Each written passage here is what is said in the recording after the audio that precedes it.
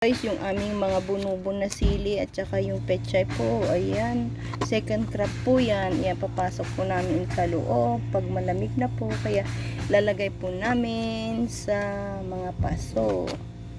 Yan po dyan, yan mga paso. Ayan, yan po yung pechay, second crop po yan, nasa paso lang yan, lilipat po natin, pasok natin sa loob. Ito po yung mga sili, ayan po sili, oh, namumulaklak na po sila, oh, ayan.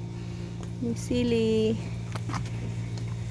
Ayan, mga sili po. Ayan, namumulap. May celery pa nga dyan, oh. Ayan, mga sili po. Ito po nung saluyot. Ayan.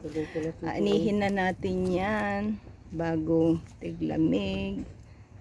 Ayan po. Ayan po siya. Mga gulay-gulay sa likod ng bahay. Ayan, ito po yung mga pechay. Second crop na po yan. Ayan. Lagay natin sa pasok sa loob ng bahay. Ito po yung kamuti. Ayan, di na po aabot yan. Tiglamig na po. Ayan. Yung mga kamuti po. Ayan. Ayan, yung mga sili. Yung mga sili po. Yan, yan may mga bulaklak na. Namunga na po yung iba. Ayan po. Okay po. Yeah, sasabit ko na to. Pizza yan, oh.